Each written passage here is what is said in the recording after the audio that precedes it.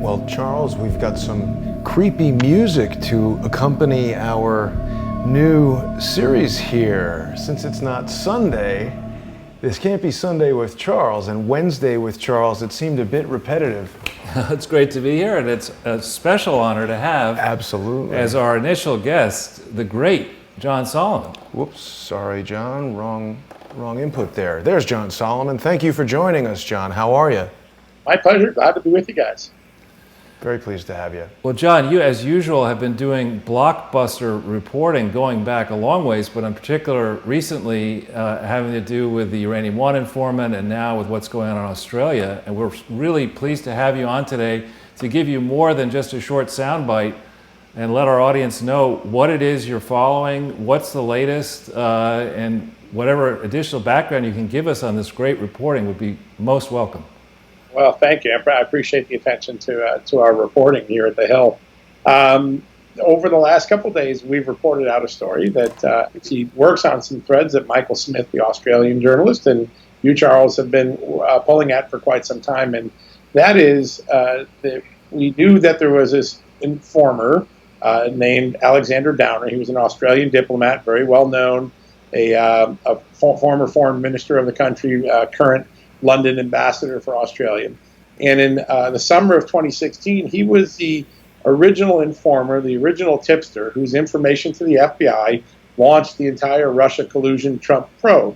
And what he reported in July of 2016, 2 months after he had witnessed it, was that he had seen a conversation in May 2016 with a drunken Trump campaign aide in London named George Papadopoulos. And he heard Papadopoulos, according to Downer, say that he knew already that Russia had some of Hillary Clinton's damaging emails and they might release them to hurt her candidacy during the 2016 election.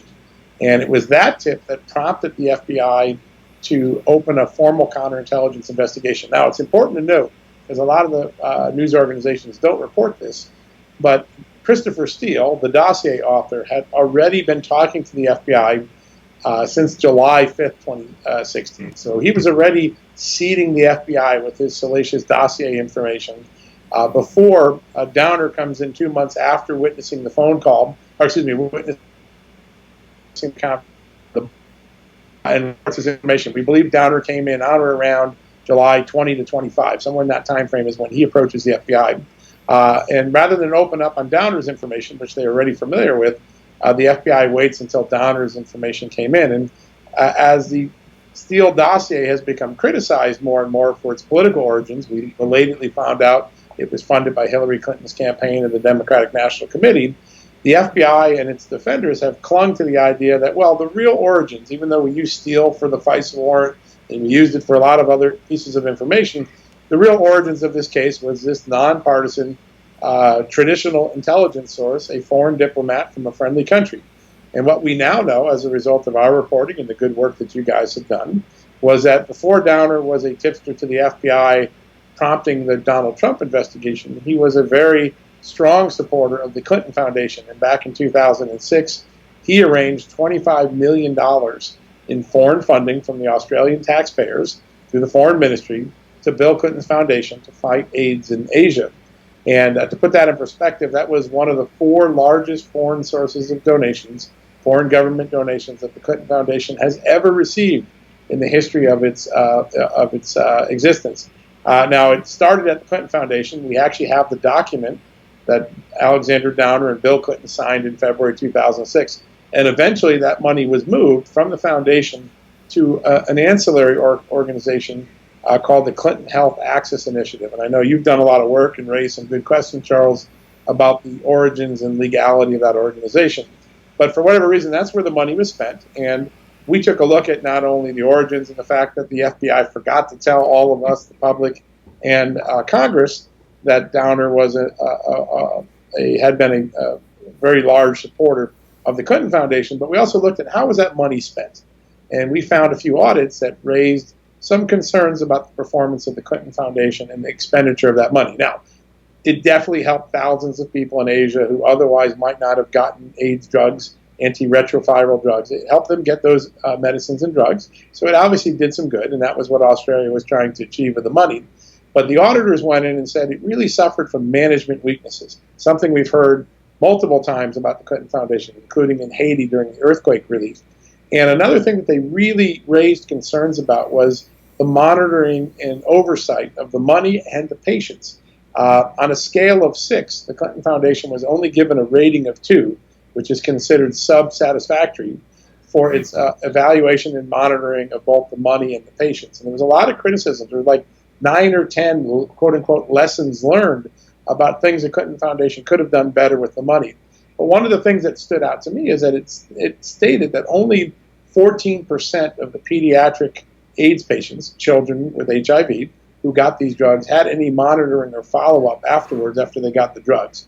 That's an important issue, as these drugs are very powerful, and you would hope that the people providing to them would follow-up consultation and monitoring to understand the effectiveness and any side effects and things like that. So the money did some good, but it also raised some questions in Australia, and today now it's raising questions in the United States about the FBI. Another example, like the Steele dossier, where we didn't find out for a very long period of time that there was a Clinton connection to one of the sources. So today, 18 months into the Russia investigation, where we still do not have any public proof of collusion, we now know there were 4 sources of information that the FBI used to justify its early investigation. The Steele dossier, bought and paid for by the Clinton campaign.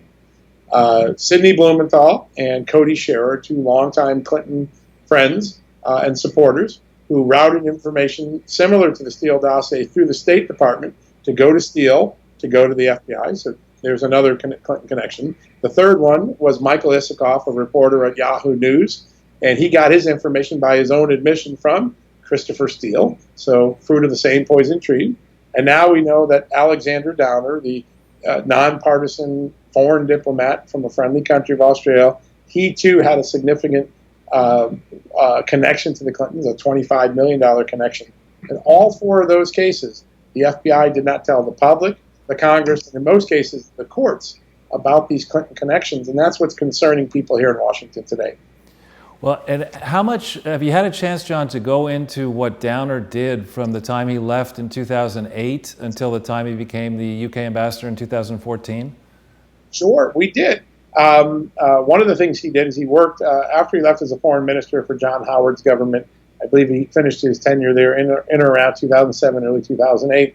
He got a job at the United Nations, and his job was to help broker peace as a special envoy of the United Nations to the island of Cyprus. The Turks and the Greeks here have had a 45-year civil war, or I should say, a good choice to go civil war, but a very hostile scenario between the two sides. And he was sent there to try to negotiate peace, which a lot of other people have tried unsuccessfully. And during that time, when he was a special envoy, you'll never guess where he showed up. He showed up inside the Clinton State Department, Hillary Clinton State Department, met with her about the Cyprus peace process in December 2009. So we know there was at least a second contact. Now, there's one thing that was interesting to me, and that was in talking to the Australians, they answered all of our questions except one. Were there any contacts between Mr. Downer and the Clinton campaign or Clinton surrogates, including people like Steele and Blumenthal and Scherer, in 2016 on or around the time that Mr. Downer came forward? And that was the only question that the Australians wouldn't answer. They said it's something under investigation and they don't want to talk about it. So that's an interesting, given how forthcoming the Australians were about every other question I asked them, that was an interesting response. Doesn't mean that it proves anything. But I do think we'd like to know if there were any other contacts with the likes of a Steele or a Glenn Simpson or a Fusion GPS or a Sidney Blumenthal with Mr. Downer around the time he became an FBI witness. Well, I know, John, and you've reported on great work on this Uranium One informant, and that's a period going back into the time frame, 2009 and earlier. You're aware that Downer negotiated an agreement with Russia over uranium in 2007. Right. Yeah, Australia is a large source of uranium sales. Canada and Australia are 2 of the most friendly countries that we get our uranium from, and Australia serves a large part of Eurasia with uranium. So yes, he had a role in that. Again, all of these things are in the normal course of foreign business. You would expect these sort of negotiations to go on. a foreign minister touting one of the country's products, uranium, in the foreign marketplace. But he clearly had some connections to Russia. He clearly had connections to the Clintons. Clearly had a lot of intersection with the United States. I think right now the biggest question that is resonating in Washington after this story broke was, if the FBI didn't see anything wrong with Downer, if they didn't see anything wrong with Steele, if they didn't see anything wrong with Cody Scherer and Sidney Blumenthal, and if they knew all along that Michael Isikoff had gotten his information from Steele, why didn't they disclose those things to the court? Why didn't they disclose those things to the Congress during this Russia investigation? To the Republicans, at least, it feels like a game of keep away, that the FBI, for reasons that we don't fully understand yet, kept some very important information away from the Congress. And when you put it all together, we now know that the FBI launched an investigation against the Republican nominee for president in the middle of an election based entirely on information that came from people friendly to his Democratic opponent or paid by his Democratic opponent. Right. And I think that's what concerns people. The FBI kept that quiet, and when you now have all the body of information, a lot of lawmakers here in Washington aren't happy with the FBI and think that it was a bad decision. And you see in people like Lindsey Graham and Jim Jordan, Mark Meadows, Chuck Grassley, a growing call here to get a special prosecutor to look at the issues surrounding the opening of this investigation, the general conduct of the FBI and FISA generally, as well as in this case. And of course, there's been a call for quite some time, and 13 new lawmakers joined it this week to name a second special prosecutor to investigate issues around the Clinton Foundation. Well, so another thing, John, I know you've done over the years a lot of work going way back, and we had concerns in 1996 about Chinese influence in the election then. And there's a story out, I think, yesterday or today concerning Downer's decision to serve on the board of Huawei in Australia. Right. And I wonder if you could just explain the significance of that. I'm not sure everyone understands Huawei and so Huawei is one of China's largest telecommunications product companies. It would be the equivalent of an Apple or a Verizon here in the United States. And it has long been trying to get its products to the Western markets like Australia, Great Britain, and of course the United States.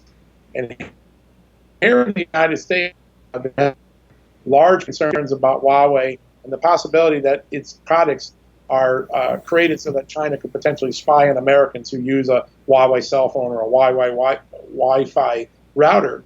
And so they were running into, for much of the last 12 years, a blockade of getting into these Western countries. And so China would like to go to a respected diplomat, someone like Mr. Downer, put him on their board, put him in an advisory capacity to kind of put a good housekeeping seal on their product and try to overcome these fears. Now, it hasn't worked here in the United States. As recently as just the last couple of months, you've seen our intelligence community and the FBI warn Americans against using products from China like Huawei's products. But the hiring of Downer, that's exactly what a foreign country does to try to gain access, influence, and a good housekeeping seal to try to overcome these espionage concerns. Well, that's very, very good background. Now, you remember last year when there was a big, as they like to say in England, kerfuffle over Andrew Napolitano's allegations that there was some secret arrangement between the NSA or the CIA and the British equivalent, where our respective countries might, go around the rules. You remember that, and he got kicked off the air for that. Have you noticed that? Temporarily. Have you noticed Downer also is affiliated with this firm Hacklut, H-A-K-L-U-Y-T, which is created by a bunch of former British spies, basically, and has come under question in the UK and around the world. And to me, this is, if it's not a third strike, it may be a fourth strike against this Downer guy. I mean, why do we take the word of somebody who, he's a diplomat from a country that's in theory an ally? That doesn't mean everybody in Australia can be trusted. And why would we take his word at that sensitive time frame when we didn't listen to the person who walked in from the State Department on January 27th, 2016 and said, hey, I sent a whole bunch of stuff to Comey and nobody's acting on it, and that information is in the Hillary R. Clinton FBI vault files for all to see. Why would we not look at that but look at this Downer guy? I mean, have you bored in a little bit to the Hacklut thing? A little bit. It hasn't come up as a big concern in a lot of the people that I'm talking with yet in the intelligence community. And I will say this. Here are some of the questions that I know members of Congress have, and I don't think we're going to get answers from the Australians right now. But one question they do have is, why was Mr. Downer interested in an American in a Donald Trump campaign aide meeting with him? Because we know that Downer initiated the meeting, not the other way around. It wasn't Papadopoulos initiating the meeting. Downer asked to meet Papadopoulos. So here are some questions that intrigue me. How would Downer even know a low-level Trump campaign aide was in London, and why would he want to meet with him when Downer's real role is to represent British interests with his government in Australia? Why is he interested in the Trump American guy, and how would he even know this guy was in London, given how low-level he was? I mean, Papadopoulos wasn't like he was the campaign chairman. So that's a question that I know some members of Congress have. And one question is, was there somebody in the CIA, someone in the NSA, someone in the FBI, reaching out to him and encouraging him to do that? Or was there someone like a Glenn Simpson or a Steele encouraging him to do that? We asked that question. We don't have an answer yet from Australia. It could be that, I think some people in Congress would like to know, was that an accidental meeting, serendipity, or was it intentional and something that someone tried to set up just to find out? It's not uncommon for U.S. intelligence agencies, when they can't get a warrant on an American, to ask a foreign friendly to do their work for them, particularly when that foreign friendly is on foreign soil. So that's one of the questions I know members of Congress have, and we'd like to know. Another question that comes up with Downer is, why did he wait 2 months? If he allegedly witnessed and had this conversation in May in the bar, and he was concerned about it, why didn't he then come forward until after July 2021-22, which is after Steele is trying to get traction in the FBI for his allegations? Now, his answer is, I wasn't sure I believed the guy, and then all of a sudden I saw some Hillary Clinton emails get leaked on WikiLeaks in July, and I figured, you know what, I should probably report this to the Americans. That's a plausible thing. It could very well have happened that way. But I know there are some members of Congress that would like to ask the question, why the 2-month delay? Did anyone talk to you between May and July and encourage you to come forward? And of course, at the front end, why was it, as an Australian ambassador representing your country's interest in Britain, you were interested in a low-level Trump aide, set out to meet with him, and then later report that information? That's something that clearly people here in Washington are going to be asking. That's very, very helpful, John. Now, you mentioned, and I have not yet seen clarity on the issue of how much money Singer spent in the early period to assemble what became the Steele dossier, and then how much money was spent afterwards by month, and what was it spent on? I mean, in my experience in business, $12 million, you don't spend $12 million on reports. You spend $12 million on like gold and real estate and companies and things like that. $12 million is an awful lot for a campaign, in my opinion, to spend on one 30-odd page report. I don't think $12 million was spent on the dossier. I think that's a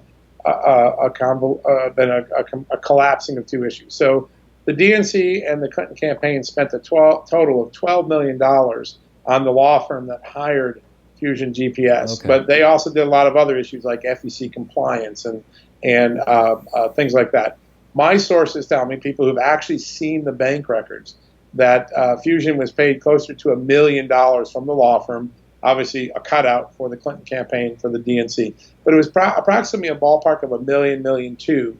And so it's a little bit less than $10 million. So if that helps you a little bit, still $1 million for a single opposition research document, right? That's pretty expensive money. I know a lot of Oppo researchers, they don't normally get paid $1 million for anything. Right. A second thing I think is interesting, we've learned in the last couple of weeks that Steele was doing work, or at least some form of regular communication with the State Department, with Victoria Nuland and an aide named Jonathan Weiner. Both of them, Weiner and Nuland, have prior connections to the Clintons and Hillary Clinton particularly.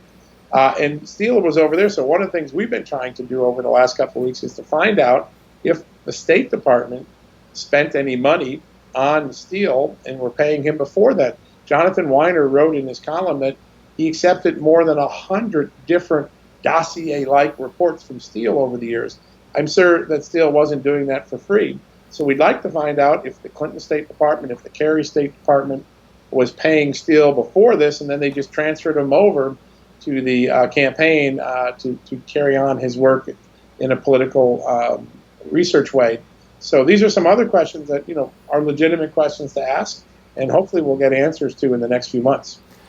You know, John, one of the things that I enjoy so much about your reporting is that you've always got incredible sources in the world of intelligence, but it seems recently like the general public is getting this unprecedented view into that world and how it operates. Have you ever seen anything like this in your career? Probably not since the aftermath of 9/11. If you remember, after 9/11, we tried to figure out how we missed all these warning signs. And I actually was the reporter that broke the Phoenix memo story about the FBI knowing about all the pilots, including the hijackers, and not putting it together, about Moussaoui, who was going to be the 20th hijacker at one point. So over the years, there's only been a couple of instances where we've had a really in-depth sort of exposing of intelligence information. But if you go back and look at the 9/11 Commission report, a lot of very sensitive intelligence intercepts were exposed for the good of the public so we can learn about what went wrong. But I have not, since 9/11, seen that sort of detail of methods and sources and intercepts like we've seen really right around the time after the election when the leaks really started. The Mike Flynn leak, in my mind, is one of the most extraordinary leaks I've ever seen, a real-time intelligence leak of an intercepted call between a presidential, soon-to-be presidential employee and a foreign leader. You've seen a couple instances where Donald Trump's transcripts of conversations with world leaders have been leaked. These are very rare. In the history of my 30 years in Washington, I can only think of a handful of times where that's happened. So, from an oversight perspective, something like the Nunez memo and the Schiff memo are very similar to what happened after 9/11. Intelligence committees trying to help the public understand and put information out. But these other leaks, which are very harmful, if the president can't have a private conversation with a foreign leader, if his national security advisor can't have a conversation without fear that it will be leaked, it does raise. I've talked to a lot of career people who are worried about, should I even talk on the phone? Because I can't even do my job. I'm afraid someone's going to leak it. And I think that's a part of this unmasking and monitoring, an NSA monitoring program that has everyday government officials a little bit more concerned about the ability to keep their conversations and advice secret. So it is a very rare time in Washington. Any insights into what the future might hold for General Flynn? I don't. I thought it was very interesting about 2 weeks ago when a judge ordered the government after the fact, because remember, Michael Flynn's already made a plea deal, right? He's already pled guilty. They asked the prosecutors to turn over any exculpatory Brady information. That is very rare to do that after you have a defendant who's supposedly cooperating. And there are some opining in the legal community that maybe Michael Flynn has some doubts about the plea deal or about the evidence that forced him to plea deal, and whether the FBI really thought he lied or did they trick him into pleading to lying. That's the scuttlebutt. We don't know yet, but I will say it was very rare for a judge to give a defendant who's already a cooperating witness, plea it out, not going to have any other litigation with the government, to give him all of a sudden, hey, is there anything in the government's possession that would be exculpatory? It raises a question about whether he's reconsidering or whether he thinks there was some wrongdoing that led up to his plea deal. So I think that's a significant piece of information that's come out the last 2 weeks. Again, we don't know one way or the other because Flynn's not talking to us. So switching gears a little bit, we've got just 7 minutes or so left on the excellent reporting you did on the Uranium One informant. There was a lot that came out early in, I think, October, November timeframe, and some has been dribbled out since. Can you give us a sense of where that matter rests now? Yep. So the informant has been fully debriefed by both Senate and House investigators. I don't think you're ever going to see the informant testify in public. There are many reasons for it. One is he's battling leukemia, and he's really not well. So he's hard for him to go any length of time testifying. He has some memory issues that require him to constantly consult notes because he had a tumor that was treated, actually. Ex-FBI Director James Comey's original statement closing out the probe into Hillary Clinton's use of a private email server was edited by subordinates to remove 5 separate references to terms like grossly negative. A double agent for Russia and Western intelligence allegedly was poisoned by the Russians. There is real concern about the safety of this informant if his face and name the name's now public, but if his face and identity and whereabouts become public. So I think his information will be synthesized, and it will probably be turned out in some of the House Intelligence, House Judiciary reports that come out. What he told the House Judiciary Committee was extraordinarily interesting. He testified for the first time. He witnessed conversations in which the Russians visiting from Moscow were boasting that they were stealing blind from Barack Obama the uranium assets of the United States, and not just the Uranium One purchase, which has gotten a lot of attention. The Russians got billions and billions of dollars in new uranium sales contracts from U.S. utilities, made possible by policy changes that the President Obama, that the Secretary of State, Hillary Clinton enabled. They removed a Cold War restriction on uranium trade. They restored something that George Bush had suspended called the Civilian Nuclear Cooperation Agreement. So Obama gave all of these uranium sales on top of the selling of the Uranium One company to the Russian nuclear industry, and then of course they went and invaded Ukraine anyways. So testified that the Russians were mocking Obama, considered him weak, felt like they played the Obama administration for all of these incredibly lucrative long-term uranium contracts. The second thing he testified to is those same Russians visiting from Moscow while he was undercover and intercepting these conversations for the FBI, told them that they had hired a Washington law firm named APCO Worldwide, very famous lobbying firm in Washington, and gave it $3 million specifically so that it could route money from the lobbying firm to the Clinton Global Initiative, which is another arm of the Clinton charitable empire. And sure as heck, we did the reporting, and what did we find? APCO was doing some work for free, pro bono work for free for the Clinton Global Initiative, and then as soon as it got the Russian contract, its assistance to the Clinton Global Initiative expanded largely. I think the large number was substantially expanded. That was the term that the lobbying firm used. So his story sort of checks out what the Russians were telling him. That raises the real question. Was that money really lobbying money? Was it routed specifically to benefit the Clintons? And here's some news that I have not reported, but we'll give it to you guys first. We know for sure that the FBI in Little Rock recently interviewed people regarding the transaction between APCO Worldwide and the Russians to find out if there was any connection to the Clinton Global Initiative. And why that's important is the Little Rock FBI that has rekindled the entire Clinton Foundation investigation that had been stifled under the Barack Obama Justice Department. So they are beginning to interview witnesses specifically about APCO, Uranium One, and the Clinton Foundation. That's a big nugget of news that I think is going to become more important over the next several weeks. Well, thank you very much for that, John. I'll give you one right back, which is it's very important to find out the day or the time frame of these payments, because the Clinton Global Initiative, Inc. was created on September 4th, 2009. Right. And it did not receive tax exemption until October of 2010. Barack Obama spoke at the 2009 Clinton Global Initiative in New York in September, several weeks, at a time when it was not lawfully tax exempt, and the application that was put into the Lois Lerner's department is riddled with with lies and has many material omissions. It should never have been granted. So you know, Charles, you've done a lot of great work at looking at the tax irregularities or the gaps in the record keeping and in the approval processes. And I think the three organizations we talked about today, right? Clinton Foundation, CHI, Clinton Health Access Initiative, and CGI, there is some serious questions about whether the paperwork and the legal authorities were in place. You've done great work way before I did on this. I believe from talking to witnesses who've been interviewed by the FBI, they're getting questioned about some of these legal issues. And as you know, sometimes people expect the indictment or the prosecution, the investigation to focus on pay to play. That's a very hard case to make. You just saw how federal prosecutors whiffed and ended up with a deadlocked jury on a New Jersey senator for which there was pretty strong evidence of a pay to play scheme.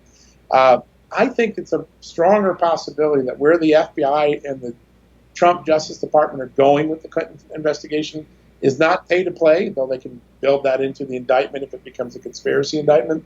I think they're looking at some of these fundamental tax issues and whether there were legal authorities in place and whether also the monies that came in were really spent effectively or as promised on the specific projects. In talking to some of the early witnesses, those are some of the questions that are coming up, and that would indicate that the issues you found, Charles, are finally getting a venue to be examined in the law enforcement community. That's great news, John. Great news. I know you're up against a hard break. Well, real briefly, John, with regard to the Little Rock FBI, we've heard from Robin Gritz, the retired agent, and also separately from Laura Loomer that there are some concerns about the special agent in charge there in Little Rock. Do you have confidence in the Little Rock investigation? I can only report what I know. I don't really have any opinions myself as a reporter, so I just try to state the facts. I can tell you that every witness I've talked to that had interaction with the line FBI agents from Little Rock used these words. They were extremely professional. They were extremely thorough. In fact, asked questions that some of the witnesses weren't ready, had forgotten about, meaning the FBI had done their homework before the interview, and some of these witnesses had to refresh their recollections. I think that day to day there's always a SAC, a special agent in charge, but the truth of the matter is most of the line work that gets done in this line of work are done by field agents, not the supervisors. And I suspect from all of the witness conversations I've had, people think like this was a very thorough interview, it was very detailed. They left no stone unturned. In fact, in most cases, the witnesses were turning their own stones over, saying, "I forgot about that. I had to go home and look at that. I couldn't believe the FBI already knew about that." So yeah, I have reason to believe that the line agents right now, based on my reporting, are asking very thorough, detailed questions, and that this is a real investigation.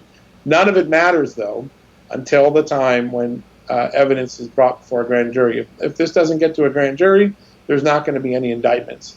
So right now it's in a preliminary investigative stage.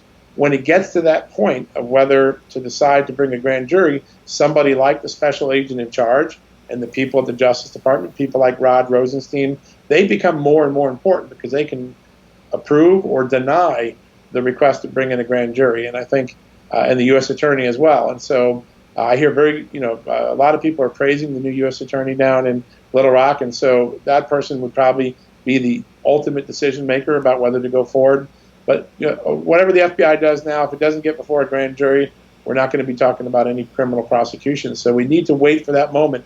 If we hear grand jury subpoenas are being issued, then we know for the first time that the Little Rock investigation has become a serious matter that could lead to criminal charges. Well, that's great stuff, John. Thank you very, very much for taking time out of a busy day. It's an honor to have you on our show, and you're welcome anytime. Wonderful. That's awesome. I really appreciate all the attention you've given my stories. And again, Charles, you've done a lot of baseline work on the foundation, and a lot of those early questions that you were asking 2 years ago, it seems to me now that people in a position of power are now looking at that. And I think that could be something to watch very closely in the next few weeks. Thank you, John. Thanks very much, John. Great to have you. Thank you. For people just joining us, our guest right now is John Solomon of The Hill. John has been doing incredible reporting on the Clinton Foundation and what is hopefully going to be the end of that crooked organization. Are we going to continue with John, or you've got to go? John's got to go, I think. Okay. Thanks for joining us, John. Thank you, guys. Much appreciated. Bye-bye. Bye. People can follow John on Twitter. He is J. Solomon Reports. And of course, you can follow his reporting on thehill.com. Now, Charles, you've also prepared the standard array of slides for us. An abridged array. Should we address this slightly different format at all? Sure. And do we need the earphones, or we? No, you don't need them. You can take them out if you want. Right. Part of the issue I was trying to address is that even though I get inundated with messages about how many people really love Sunday with Charles, I get close to as many messages from people saying it's a little bit long. Right. So what we're going to try to do moving forward is on Sundays, we'll keep it to hopefully about a 90-minute format dedicated strictly to your research. And then on Wednesdays, we'll bring in our guests from the international locations and John Solomon, other journalists and other relevant parties. But let's dig into the slides for today, shall we? Sure, and it's a good idea. I think it's good to have pick the pace up a little bit and to have one in-depth report on Sunday and then a midweek checkpoint, which is really what this is. We've had a lot of news come out in a short period of time here. What we have on the very front cover here, we're not going to go into tremendous depth today, but we're giving people links. There's two good links at the bottom. We don't need to pull them up here of the first page that people can look at to get into the background of Andrew Downer. One is, actually, if we could pull up the second link. Yeah, that one.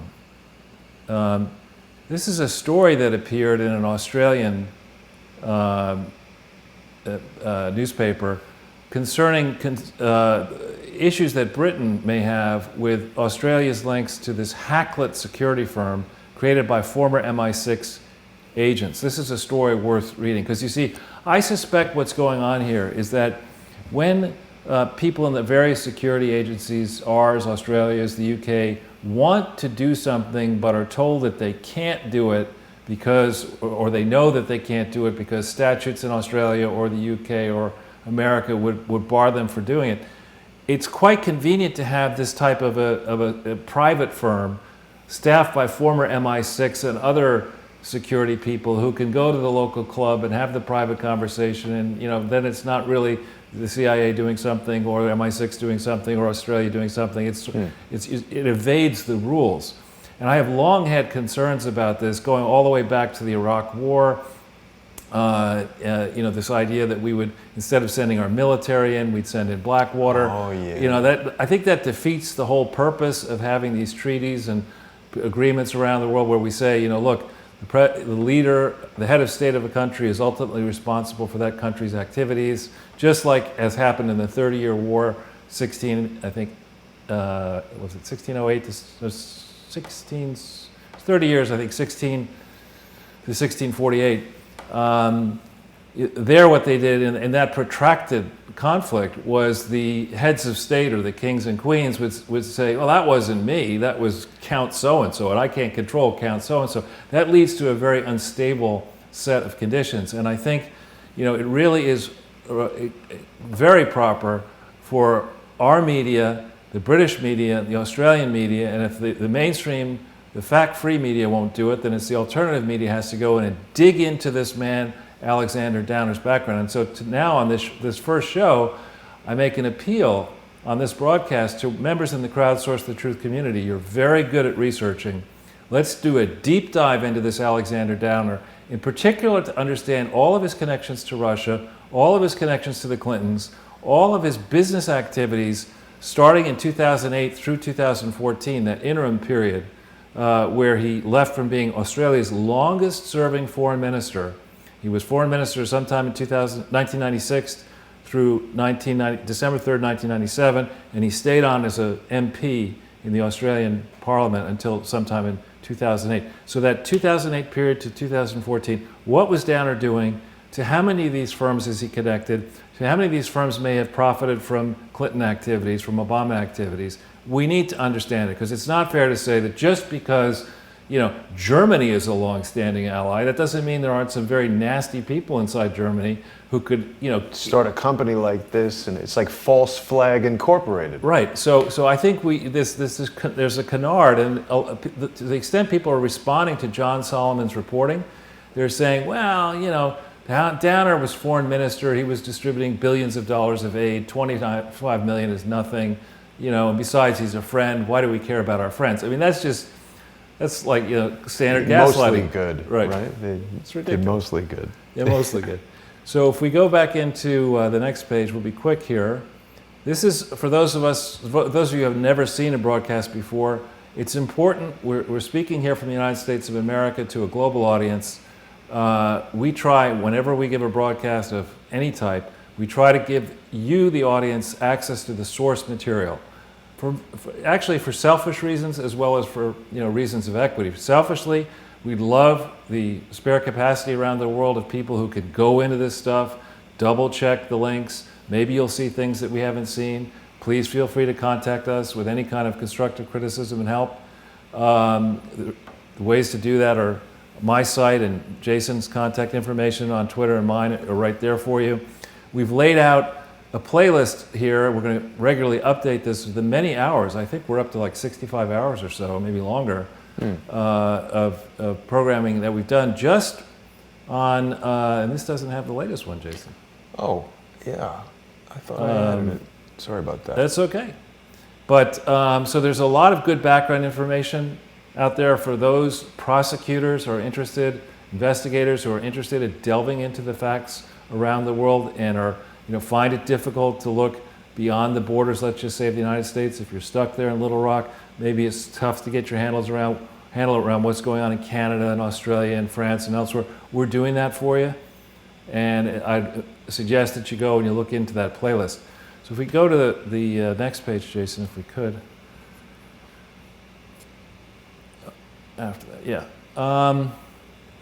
So we did, as it turned out, and this is one I'd love to pull up the link here, on the 4th of January, we did a special thing. If we could pull it back to the beginning, sure, so people can see the artwork. We've got to give the art department. There's Mr. Downer. He's looking ripped. With his paws on Hillary Clinton, Yeah. And so we flagged, we actually did work on this last year, but we did a special show really bearing into this. I think this one has over 18,000 views, 18,251. 700 thumbs up. Which is not bad. Yeah. And it goes into some considerable depth, showing, chapter and verse on the whole sets of issues, the legal agreements, the financial issues. It's all there for you, already done, and the slides are attached. So we're not going to go back through all of that now, but you have as a resource, those of you who are interested in this in more detail, you can go into this and see what we're talking about. John Solomon is very modest. He is the one whose report the same day in the Hill triggered, because John is a famous investigative journalist who has spent a 30-year career. This article came out on the 4th of January, 77,000 shares. It confirmed that the FBI has launched a new Clinton Foundation investigation. This was then covered across the spectrum and around the world. I got calls to appear and did appear on news channels in many different countries. And this is excellent news that the FBI finally, under working in tandem with the new U.S. Attorney in Little Rock, is charged up and is going back into the facts. Now, for those of you in the FBI who may be watching this, a critical thing to reconstruct is the timeline of what these people were doing in the early period. And you have on the FBI, we don't have a link today, but you have up there various links of warning signs for fraud. One of them is when a charity creates multiple charities that have slightly different sounding names and have slightly different telephone numbers and different addresses. That's what you have here. When you go back and you go state by state, you and the FBI have the ability to do what I can only partially do and have done, and that is to retrieve the early state filings that they made starting in 1998. Actually, we have one for 97. And look at the timeline of what Skip Rutherford, the first president of the Clinton Foundation, was telling people. He's basically lying across state lines in multiple reports, telling one state regulator one story and another state regulator a different story, using one address here and a different address here, one telephone number here, a different telephone number here, one set of names here, another set of names there, and doing this for not just once or twice, and in multiple times from 1998 right the way through to the crucial year of 2004, when they began to create this new HIV/AIDS fighting operation, but not telling the people about it. We've been through this before, we don't need to go over it. So, but this John Solomon story is a wonderful story to read carefully. It in companion, I think, with the work that Michael Smith revealed in our broadcast the same day, that really, I think, has raised the temperature, certainly in the United States and in Australia. I agree with that. I really also like it that when I asked John for his opinion, he sort of refused to give it. He's very by the book. I appreciate that. Well, yeah, I draw a distinction. I am not a reporter, and John is. So reporters are supposed to just report the facts that they've uncovered. I view myself more as an analyst who could say, my opinion. That's just Well, he also declined my offer to pay for a pizza we were sharing, so he's totally unimpeachable. Right? Maybe he doesn't like. Maybe he's got what's that dairy aversion he doesn't like. No, he ate it, but he wouldn't allow me to pay for it because he didn't want to be swayed. Yeah. So he also on the 5th of March profiled some of these unexamined links of Downer, and this thing has gotten in several days 8,000 shares.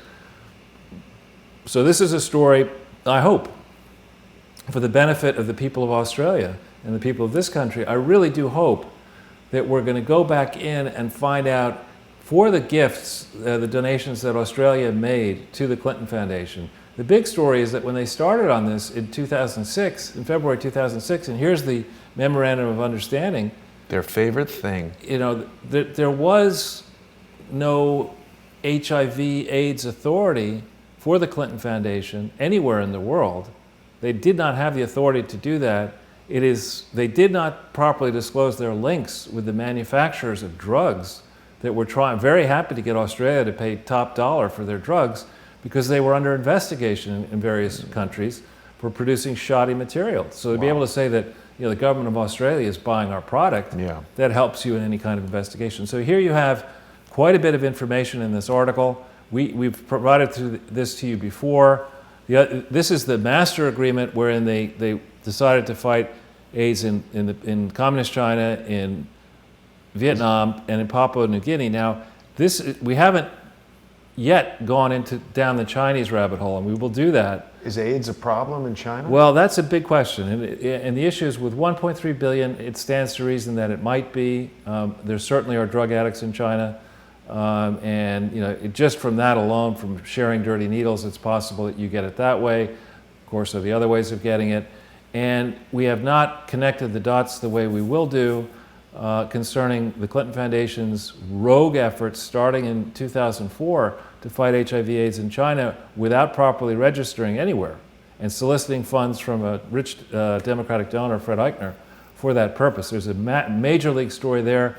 There's a major league story involving Chinese manufacturers of the engine of these drugs that were providing the engine. The name will come to me in a second of what a technical name, that went into the Ranbaxy drugs and went into a slew of other drugs, and that engine may have had problems with it. So there's a lot of reporting still to come on this, but kudos to John for putting this out there a couple days ago.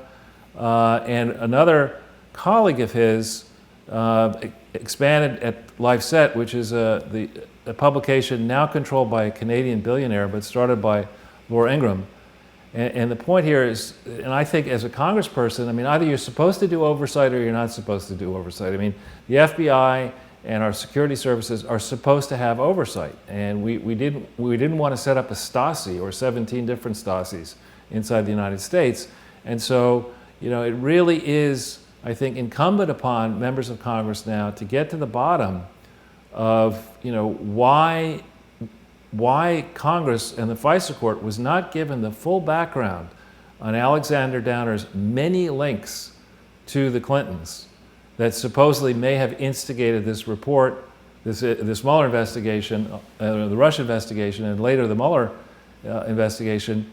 Why wasn't the full background given out here? And so kudos to the Hill and to this team from the Hill, and also to LifeSet.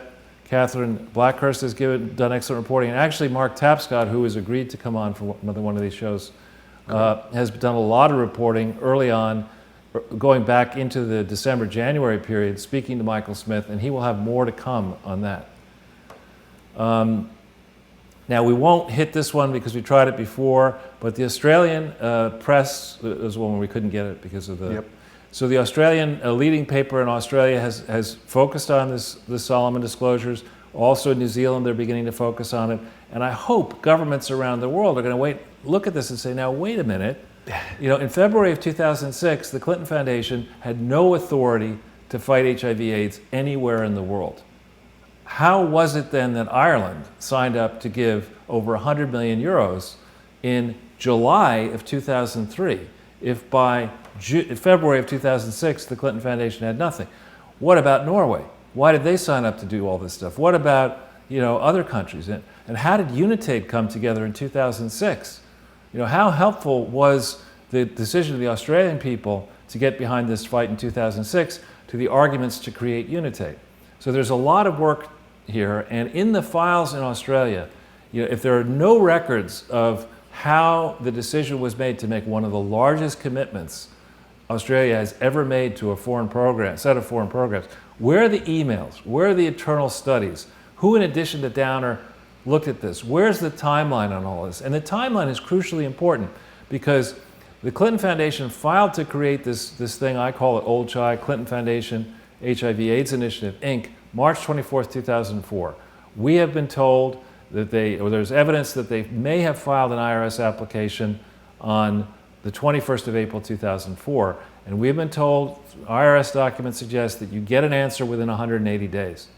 So there would have been an answer from the IRS, likely not positive, 6 months, call it, after April, so October 21st, 2004. We have a filing that gives us the people who contributed to this Old Chai. We know that the Clinton Foundation contributed when it shouldn't have. It didn't have the authority to do that, but it gave them $1.981 million in 2004. But we actually have for 2005, we have the complete file of every donor named with a donation amount and the dates. Where is that? We've put it up here before, the 990s for... oh, right, in the 990s. Yeah, you've put them up there. But I thought it was missing certain No, donors. we have the complete file. Okay. And we put it up, we shared it before, we'll do it again.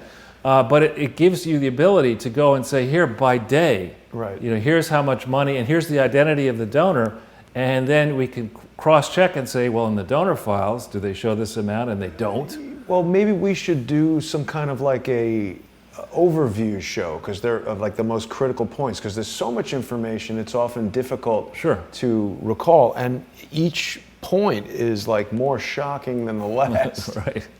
No, we will do that. So unfortunately, we tried to get this... I think you need to subscribe to that Australia one. Yeah. And then there's a bunch of these. I think we could get the hot air one. This hot air is, I think, more alternative media, and this Ed Morrissey does excellent work, but he asks the obvious questions. He should have said, how many different Clinton Foundation connections did the Papadopoulos tipster have? And typically the way the Clintons work, you see it with their daughter. They're very clever to figure out ways to have, if it isn't Downer alone getting something out of this, it's Downer's wife, it's Downer's child, it's Downer's brother, it's Downer's business contact. They're very clever people, and they figure out how to play this to skirt the rules, or at least to play it in ways where, even if rules are broken, the Clintons have people and the Obamas have people in the administration of, in quotes, justice, who will look the other way, so it doesn't matter you broke the rules. Right. But anyway, in contrast to the approach that the alternative media took, the Salon writer, and for those of you watching who have the ability, I was able to break through, and just when I hit the Google link, I didn't have the paywall problem. But if you go to this Salon piece here, it gives you the name of the, I don't think we were able to get it, Jason. Oh, didn't we? No. No, we couldn't get it. So if the crowdsourcers can go and send the author of this Salon piece, whose name is there in the article, send this person a tweet. I'm going to do it tomorrow, saying, hey, why don't you watch this? And why don't you check out some of these facts? And by doing so, you will be able, if you check it and you write a retraction of this story, I will no longer refer to you as being a member of the fact-free media, because right now you're in the fact-free media. Right. You haven't looked at any of these facts, and you really need to do that. Right. And then we have this one, I think we were able to get up, this Mediate one. They tried to make a big hoo-ha about how on a Fox and Friends, excellent Fox and Friends, Brian Kilmeade, all he corrected is Steve Doocy, who's a very decent human being in my opinion, and this is the leading show on television in the morning from 6 until, I guess, is it 10?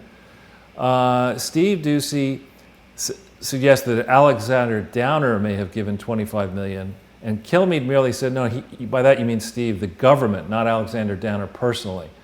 You know, and he was just, it would be like saying Hillary Clinton gave $100 million to XYZ charity when it was really State Department money. Right. So it was an honest mistake. It wasn't a gigantic thing that proves beyond doubt that, you know, Fox and Friends people don't know what they're talking about. No, the big question here that people haven't gotten to is, why did Australia sign up, and if it did give $25 million in 2006, how come on the Clinton Foundation tax forms there's no amount shown in the IRS forms for any government donation, and there's no disclosure, and we're going to get to that in a second, in New York State and California for 2006 of any donations by any government donors. Those forms are not filled out properly, and that's not a minor issue. The reason it's important, we're searching for evidence that Russia colluded in the 2016 election, and so far we've found out that Facebook received, you know, $300 for ads in I don't know, someplace in Ohio or Pennsylvania. I mean, in the case, that's significant. I mean, 300. I mean, we ought to do maybe what will Mark Zuckerberg buy? I know. Well, I mean, we ought to do 40,000 hours worth of shows on that. But let's not look into Australia maybe routing $25 million. And now, what happened in 2006, Jason, affecting the Clintons? I don't know. So what happened is that Hillary had, you know, was an easy road to. She had to run for re-election. She had a primary. It was easy. She rolled over. She probably rigged the primary, but she rolled over her opponent. And then she did, however, have a campaign in an expensive set of media markets, New York primarily, but in the surrounding area. And so, you know, $25 million being routed towards the Clintons in a way where you can't really check where it went. How much of that may have gone, you know, maybe there are people who were vendors to the Clinton Foundation and vendors to the campaign. In fact, we know one of them was O'Brien, McConnell, and Pearson. The solicitation firm was a vendor to the Clinton Foundation and was a vendor to Hillary Clinton's campaign. So, you know, maybe they overcharge at the Clinton Foundation level for services and undercharge at the campaign level. Maybe the travel people for the Clinton Foundation are overcharged. You know, and then undercharge it forever, the travel stuff. Right, and so this is actually a very big story. And as usual, you know, where is Jake Tapper? Where's the New York Times on this? Where's the Washington Post on this massive story? No, they want to talk about Stormy Daniels. You know, they want to descend into the gutter. That fizzled. Those stories. I wouldn't use that word. Sorry. So if we go back into I think what we're going to do here. We want to get the government investigators around the world not only looking at the strange case of Australia's Andrew Downer, but we need people to start thinking about, you know, what about in France? Why was the foreign minister of France simultaneously the foreign minister of France and creating UNITAID and becoming, in effect, the chairman of UNITAID? What role how does this revolving door work, where you have heads of state who are poised to leave because their terms are up when they decide they can't run again or they don't want to run again, and they try to make, you know, the high living life afterwards. There's a long pattern and practice. Bill had that problem leaving the White House broke. He needed to make some money. Look what he did. Look at that. There's a nice template, right? Blair had that problem. You know, look what he did. Blair Inc., that great book on that. We don't know the whole story on Blair Inc. or Sarkozy or the Australians. This is something, or Norwegians. This is something that the International Journalism Review, or, you know, there's got to be a mainstream newspaper or investigative group that wants to rise up and do the work that has to be done here to first of all get to the bottom of what happened with Downer, but beyond that, every other departing leader who has used this Clinton Foundation and other foundations as a cash machine, you know, to get their government to route money into the Clinton Foundation and then maybe get a backhander on the way out. I'm not saying a bribe per se, but maybe the Clinton Foundation making a grant to some charity that maybe isn't regulated too carefully in some country like the Cayman Islands or something like that. That is a chain that the FBI and other investigators around the world should be able to do systematically and comprehensively in a time-based fashion. So it's so flagrant, this abuse, Charles. It's almost like that's why people go into politics now. That's right. So we won't pull up many of these links. The first link here is just a reminder, the Clinton Foundation scandals are not simply about public corruption. They're about solicitation fraud and they're about income tax fraud. And here I just want to spend a quick second. In business, there's nothing wrong if you run a business and revenue comes in the door and you need to pay a bill. Let's say one division over here is short on cash and another division over here is long on cash. There is nothing wrong if you do your paperwork properly with this division over here lending money to that division over here. In the charity world, it is strictly forbidden. When you go into, in our country, when you raise money in New York State, you have to say what names are you raising money for? Well, what are the different names you're using? And then what are the purposes that you're going to put that money to use? And you cannot raise money in New York telling people, I'm going to build a library in Little Rock, and then send it up to Massachusetts so Ira Magaziner can fly around the world and do MOU agreements. Right. You can't do that. And that is a crime called diversion. And different states take it really, really seriously when they figure it out. Now, with something as complicated as the Clinton Foundation, it's almost as if the criminal geniuses behind this said, all right, we know we could get caught for this, so here's how we're going to make it impossible to get caught. We'll make our report so complicated, so opaque, and we'll make sure that we have friends in all the states that really take this seriously, like New York and California, Massachusetts, and Illinois, and other places. But so this is a case. We don't have to find here, a memorandum of criminality that says criminal A will give Clinton person $1 million in exchange for this ambassadorship. That's not what we need to find here.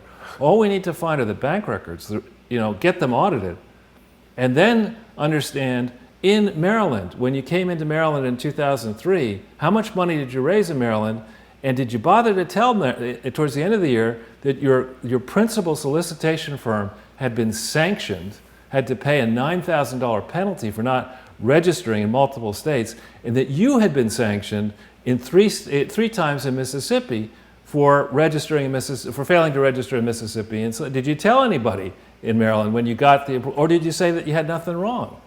And that's the more complicated trail that needs to be teased out. And the reason to do it is the great state of Maryland, the great state of Commonwealth of Massachusetts, the great state of New York, California, Illinois, all need tax revenue. Yeah. And there is a pathway here to closing the budget deficits in a lot of these states by taking a hard look at this and getting the money back from the donors. So now, Michael Smith, I would like to pull up this link, give a huge shout out to Michael. He is, history. Hillary likes to talk about resist, persist. This is somebody who subsist. Subsist, yes, you should do a little bit less of that.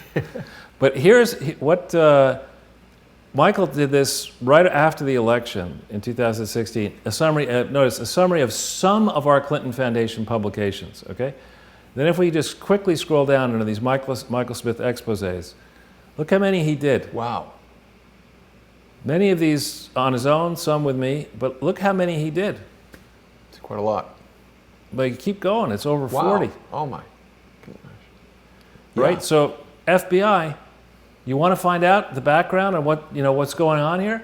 This is not, look at this number 30 if you go back up here. 39, Bill Clinton's early days in tax-exempt business and his original sin in the Bahamas tax haven. I mean, he's done a lot of work here. Michael Smith, he's done a tremendous amount of work in many, many different countries. Not just Australia. I don't know what you're doing here. Well, this was the expose on Bill Clinton. I see, okay.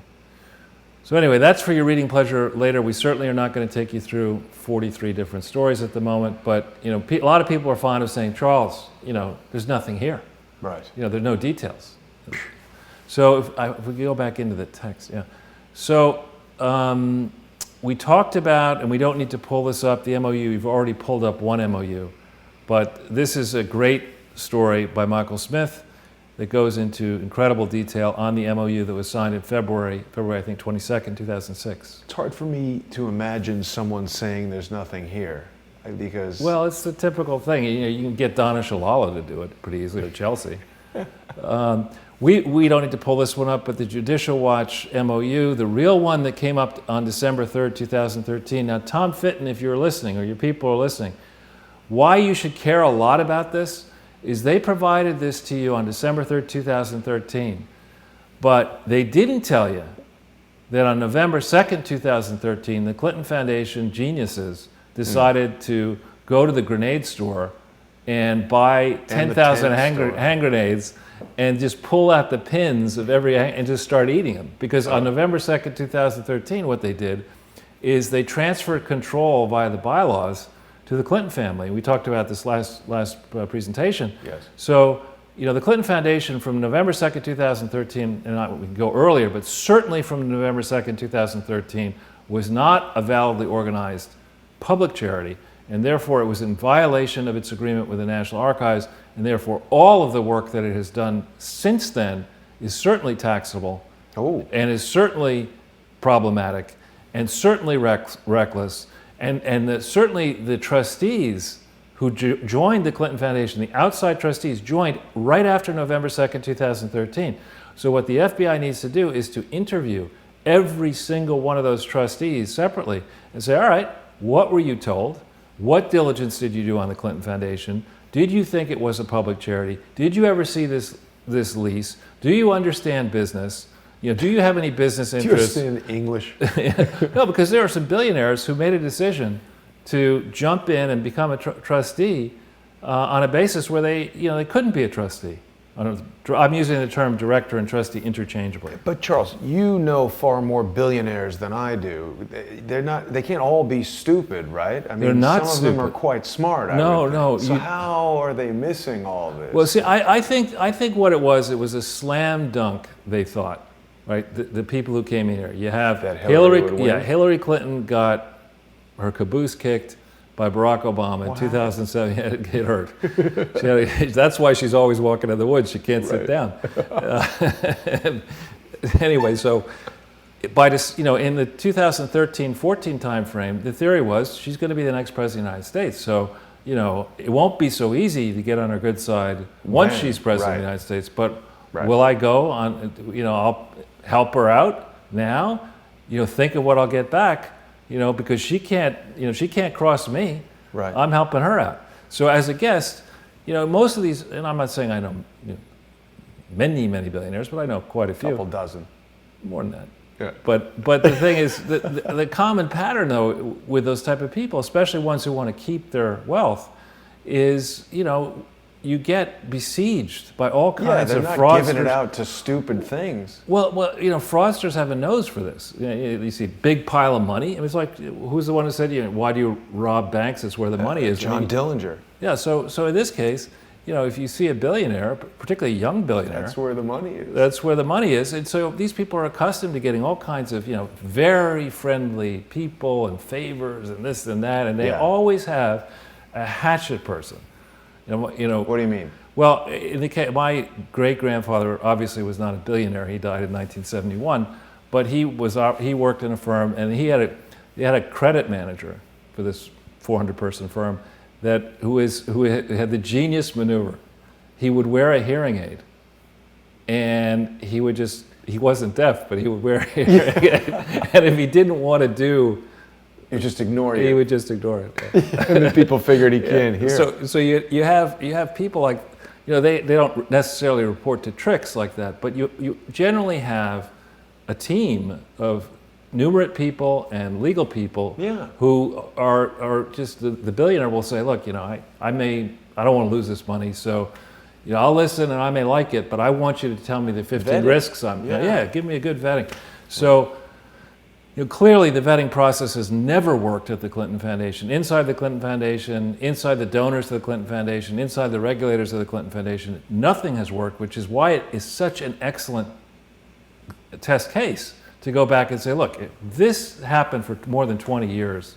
We need to understand the flaws in the system. We need to change this. We need to learn from these mistakes. So first, we need to understand what these mistakes were. Right. Let's get to the facts. So to do that, for example, we won't pull this up because we've done it before, but in this link here, you can check the line on the 990. We've shown this many times in prior broadcasts, The government grant line is not filled in, and it needed to be filled in. It's not a trivial mistake. It's like saying, on your 1040, you left out your revenue. Yeah. I had to pull that in? Oh, I didn't know that. So they left that out for government grants for 1998 to 2007. It's a goose egg. You're not allowed to do that. And the reason it's so important, we're talking about collusion. The Russians are colluding, tripping up elections for, $1,000 and some candy bars. And here we have Australia giving 25 million and Ireland giving 100 million and France through Unite giving 650 million, and nobody's filling in any of these forms. Well, Charles, where is Downer right now? Is he just like chilling in Sydney, or? No, he's Australia's ambassador to England. He's living in England. Yeah. He's a big cheese. That's a big role in Australia because the Queen is still the head of state of Australia, right. And so it's a very big job. It brings me back to Harmon Wilfred and the Five Eyes and all this, that's like that dude's in the seat of the deep state. Right. Yeah. He's probably, deep state, in charge of the deep state in Australia for all we know. He's Grand Poobah over there. So what we've done as well, and we won't pull it up now, but for those who are interested, to see what I'm talking about, there are special rules in New York and in California where you're required to provide specific breakdowns of all your government grants, just for this reason, so that people can check and see in California and New York State, are governments using these foundations as a way to bribe politicians? And I think the answer is yes. Yeah. And to the credit, actually, of Xavier Becerra, I'm not a fan of Xavier Becerra, but he's the Attorney General in California who hired... something screwy with his server and the Awan brothers. He hired the Awan brothers, yeah. But I'm not a fan of him or his deputy. But that said, if you go on this site and you check the Clinton Health Access Initiative, they've put and I don't have that's the main employer identification number, but you check Clinton Health Access Initiative, and they put the Health Access Initiative by letter in February of this year on notice that their filing for 2016 is not right. They do not provide the detail of government grants that is required. So they seem to be seeing some of what we're talking about. And in New York State also, there's evidence that New York is beginning to see some of what we're talking about. But will a Democratic state, big electoral college vote state like New York or California go after this? Now, I would hope that in California, the way Kamala Harris would be thinking about this is, I think she's in her 40s. Let's say that's approximately correct. I got the situation here. I might want to be president of the United States. Mm-hmm. If I bury the Clintons, then that's great. And Kamala Harris could bury the Clintons by getting in, pushing the people in California. Xavier Becerra could bury them because the rules are very strict. But he's in bed with them. If I'm not mistaken, Xavier Becerra, when he was asked to turn over the server, I believe they created a false disk image to kind of falsify evidence. Is that correct? I don't remember the precise details, but I'm saying there is an opportunity. If you're looking here at the situation, and far be it from me to advise the Democratic Party, but if you're thinking about this present state of play, right. you have a lot of septuagenarians, 70-year-old people and up, who are thinking that 2 years from now they're going to be viable candidates to be president of the United States for the ensuing 4 or 8 years. And I think that's wishful thinking. On the other hand, you have people in this 40-year-old group, and maybe it is time, or it will be time after Trump, to have somebody younger jump in at the age of 50 or late 40s and play out the role and do an effective, vigorous role as president of the United States. So here in California, I think there's a pathway for Kamala Harris to come out a winner, and in New York, there's a pathway for Andrew Cuomo. Now it's wishful thinking because he was in Bill Clinton's cabinet, but Andrew Cuomo would have an opportunity here to light things up in New York State, because the fact pattern that I, as just a citizen, am able to get with no help from the authorities, the FBI or anybody, just out of the public domain, is so damning here in New York. Yeah. And the tax rates are so high here in New York that Cuomo could, flip on a switch, and then suddenly he'd be a viable contender. So another thing, we put this up before, that the largest government contributions were routed through Unitaid. And here's a way for you to see that at the very end, last several pages. We've shown you how to do that before. And we've taken you through the math that when you go into the New York State filings, in 2007, 8, and 9, as we've shown you how to do, and you look at the amounts declared as having been sent to CHI, which are out there in government grants, not contributions, grants, they give you that detail, they give you the amount. We know in this thing how much Unitate sent, and we know some of these other donors how much they sent, and the math doesn't work. The donors are declaring a lot more having been sent than the Clintons said they received, and in the difference that's corruption. That's not diversion. That's like not even reporting the money, just taking it. Well, they've become so complacent. I mean, they've been doing this for so long. I don't know how many times I can use the word brazen and unprecedented. And just quickly on this last link, if we could pull the very last one up. Last session on Sunday, we took you through the many examples, I think it was 7 examples of the Clinton Foundation setting up operations, and in each case saying that the operation was not a successor organization to the previous entity. And this is a short thing here that explains why they care about whether or not it was a successor. And the reason is that one reason is that the standard mode of operation of a fraudster is to set up a charity and then wind it down. And in winding it down, transfer the assets to the promoter without recognizing any income to the promoter. So that's why whenever you see a charity set up and wind down, huge red flags go off. And in the case of the Clinton Foundation, they lie about it multiple times, and in particular, while Hillary was Secretary of State, while Barack Obama was in his first term, they did this when they created this Clinton Health Access Initiative. And members of the FBI, you know what I'm talking about. You know why this is a problem. And it's an acute problem, particularly in 2009, in Barack Obama's first year as president, because the reorganization started then. And the fact that they were done incorrectly and the fact that the Clinton Foundation refiled tax returns in July of 2015 means that you are within the statute of limitations area here to get them on tax fraud. And you can go all the way back and retrieve hundreds of millions of dollars, if not more than that, with penalties and interest. So if we go to the next page, and we will stay to the time, we're not going to go really through all these links. You could take it, we've been through this, but here's a link that reiterates the fact that Mueller was head of the FBI from September, I think it was the 4th, 2001 to September 4th, 2013. So one thing that's interesting there is that his initial term would have been up before, I think, the election of 2012. So why did he agree to stay on beyond that? Under his watch, the FBI, if they were working with the Department of Justice, failed to see obvious frauds. I don't know how many times we have to go over this. There's the link to several hundred pages, 600 pages. Those of you in the FBI who can get the real files will see what we're talking about here. In the crucial years 2001 to 5, Mueller as head of the FBI, Comey as the U.S. Attorney, then Deputy Attorney General. They missed these obvious frauds. And there have to be records in the IRS of what work was done in the FBI, what work was done, and why was the decision reached not to prosecute obvious frauds in the many tens of millions of dollars? Why did that happen? Too busy texting their girlfriends, I guess. So we can go back into the old body. Again, we don't need to pull up these links, but in the next one there, after that one you have, in this long period, September 2001 to September 2013, the Clinton Foundation went from being a poorly run, small, little thing in Little Rock, where it had no people really working in it. So you can understand why, or few people, I think in the first year they claimed they had nobody working in it. But you can give them growing pains excuses. I mean, that's a period where Bill was president. How much work was really done, we don't know yet.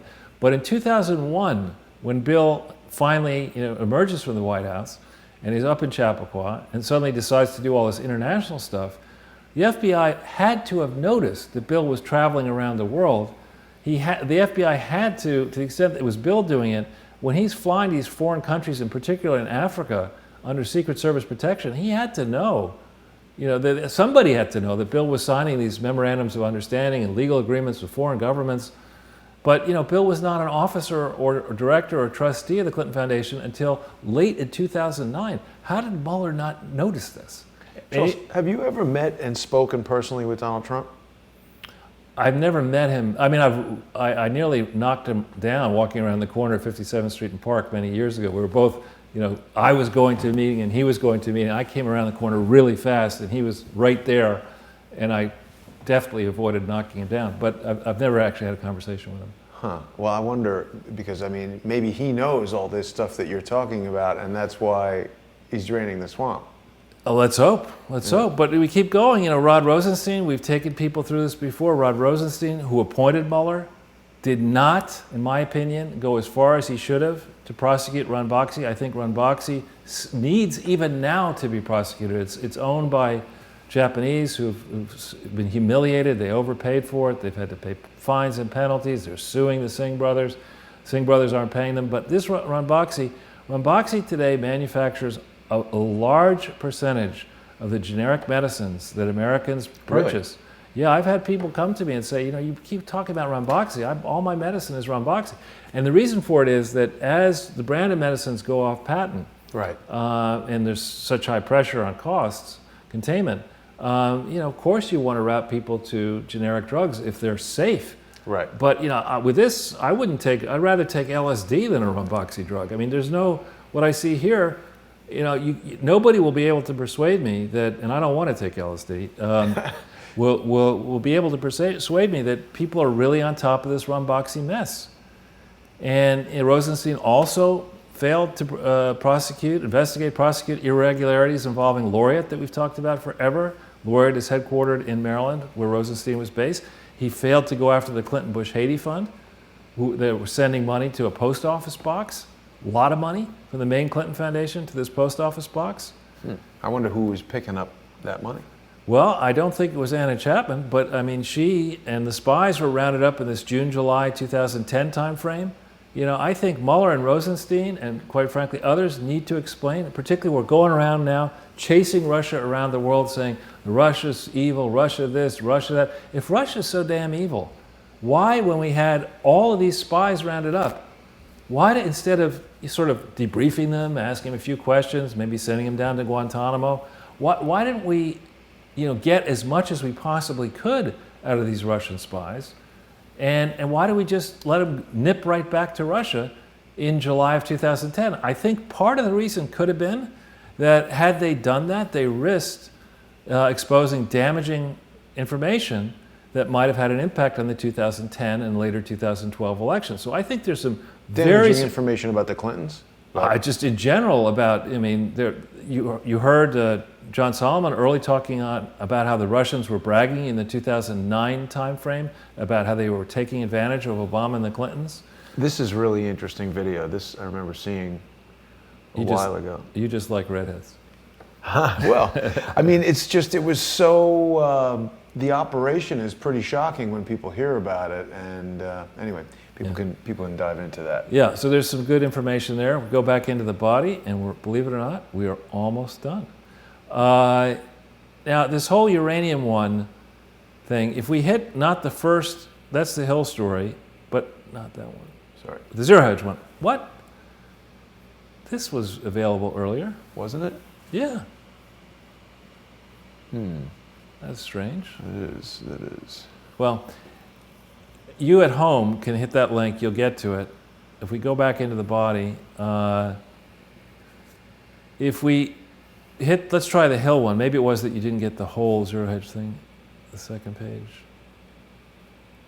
This is John Solomon's reporting in November. And it's this evidence, which the House and Senate investigators now have, and that I think we, the American public, need to understand. This is in 2009 and beforehand that this informant was working on this case. And I think, if we're going to go chase, as Mueller has been chasing, a lot of leads and a lot of people over what happened between, let's say, 2015 and June when Trump announced, this is June 24th, 2010. If we're going to spend a lot of time and energy on this, then I think it's a fair question to ask, and I know I would be asking it if I were in government.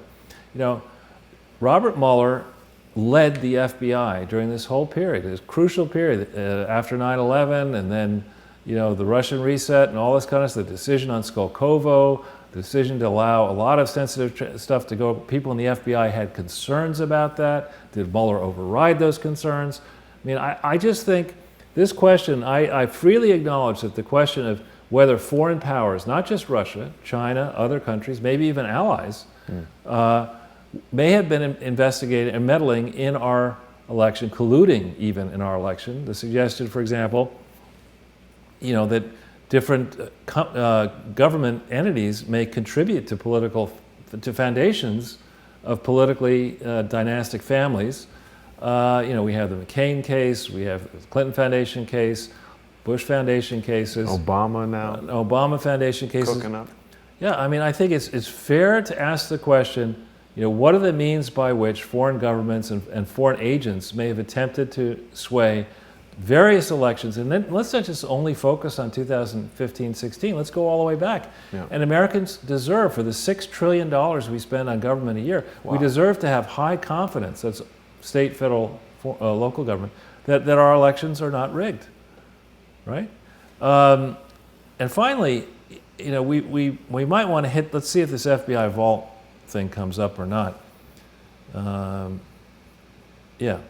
This is, there's a new part. Look at that. Wonderful. We might even take a look at it briefly. I didn't even know there was a new part. We're breaking news. Wow.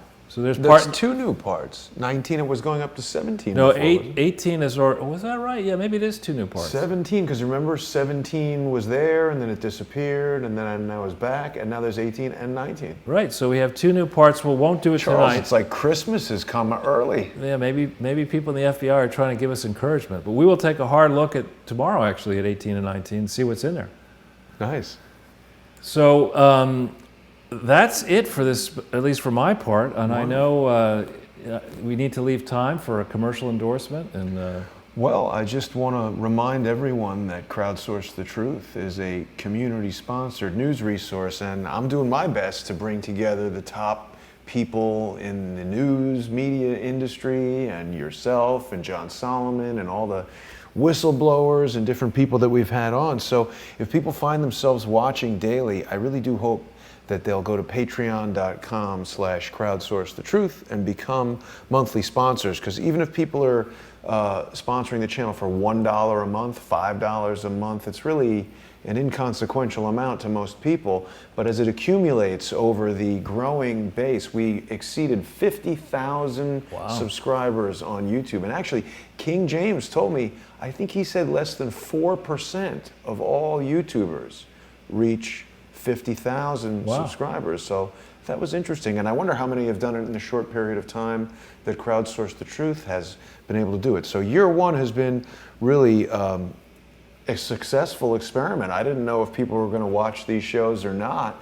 And as we evolve through year two, hopefully people who are watching regularly will become sponsors, because it's the only thing that we are relying on. Actually, the other thing I wanted to say is, now that we have so many sponsors and subscribers, and I'm speaking to many of them over email and on the phone or whatever, I think a lot of people don't understand that Crowdsource the Truth is completely not monetized on YouTube. So simply watching does not direct any financial resources to Crowdsource the Truth. I've specifically avoided monetizing on YouTube because of, we've seen this big purge that was going on. Dr. Corsi got hit by that very hard, and we were down from live streaming for a couple of weeks. So we're relying on the community to support financially, and if people want to use cryptocurrency, we do still have this lovely QR code. People can just point their Bitcoin wallet in their smartphone at that code right on the screen and send Bitcoin directly to Crowdsource the Truth. That's great. Well, I think we also should thank John Solomon and The Hill. And John is, I first met John back, I want to say in 2013 or thereabouts, and he was kind enough to have me write for the Washington Times when he was there. And he actually also was kind enough to have me do a radio show with the Washington Times, which I did briefly in 2014, early in 2015. So John is a veteran and a professional reporter. I am not a reporter, but John has tons of long-standing sources, and I think that's why he's able to do a lot of work. It was really nice of him to give us so much time. I suggested to him that, when he goes on Hannity or even Jeanine Pirro or whatever, it's 2-3 minutes. Right. Whereas with us, you can actually go deeply into a topic, and I hope John was happy to have the extra time that he had today. He's a man of tremendous integrity. I got to thank him personally for coming on. Thank you, John. That was great. And he's doing amazing work. So, John Selma, I like the Washington Times. They did a lot of the early reporting on the Vince Foster case. Sure. And actually, you've just reminded me, he must know Chris Ruddy quite well. I must have asked him about that when I first met him. Yeah, well, Jerry Corsi knows Chris Ruddy very well. Oh, wow. I can't believe I've never spoken to Dr. Corsi about that. Well, no, Jerry's book, coming out March 13th, is published by Newsmax. Really? Yeah. I did not know that. Yeah. That's, what is it called? Killing the Deep State? Killing the Deep State. Very Enough good. with these killing books, though. Well, anyway, well, thank you, Jason. Thank you, Charles, as always. And we'll be back together on Sunday, of course, with another exciting movie-themed Sunday with Charles.